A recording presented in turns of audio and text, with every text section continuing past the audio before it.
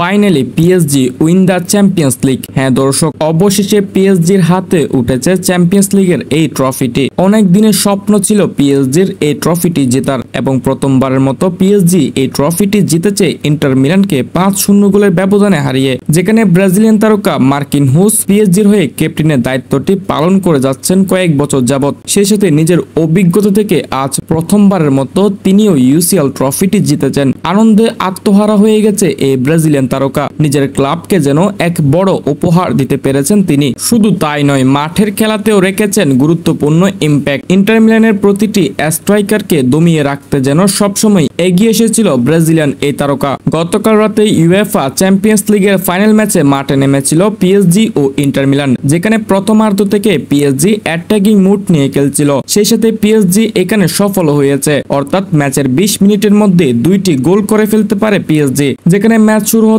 না হতেই আশরাফ হাকিমির পায়ের থেকে গোল করে যেন সিজদায় লুটিয়ে পড়লেন তিনি। এর জন্য এক বড় শান্তি। নিজের ক্লাবকে যেন বড় একটি উপহার দিতে যাচ্ছেন এই তারকা। এরপর পিএসজির এক এক তারকা এক একটি গোল করতে থাকে। সর্বশেষ 5-0 গোলের ব্যবধানে পিএসজি ম্যাচটি জয়লাভ করে ফেলে। যেখানে পুরো পিএসজি টিম ম্যানেজমেন্ট খুশিতে যেন আত্মহারা হয়ে উঠেছে, কেননা তারা প্রথমবারের মতো চ্যাম্পিয়ন্স লিগের ট্রফিটি জিতেছেন। সেই সাথে ম্যাচ শেষ হওয়ার পর মার্কিনহুসের হাতে তুলে দেওয়া হলো ইউএফা চ্যাম্পিয়ন্স লিগের সেই ট্রফিটি। এরপর ট্রফি নিয়ে 2 পায়ে এগিয়ে গেল আশরাফ হাকিমি, বিতিনহা ও কাভারেজখেলিয়ারদের দিকে। এরপর সবার সাথে ট্রফি নিয়ে উদযাপনে মেতে উঠল এই ব্রাজিলিয়ান তারকা। দর্শক, মার্কিনহুস পিএসজির ক্যাপ্টেন হয়ে প্রথমবারের মতো ইউসিএল ট্রফিটি জিততে পেরে আপনার অনুভূতি কেমন লাগছে তা অবশ্যই কমেন্ট সেকশনে জানাতে পারেন।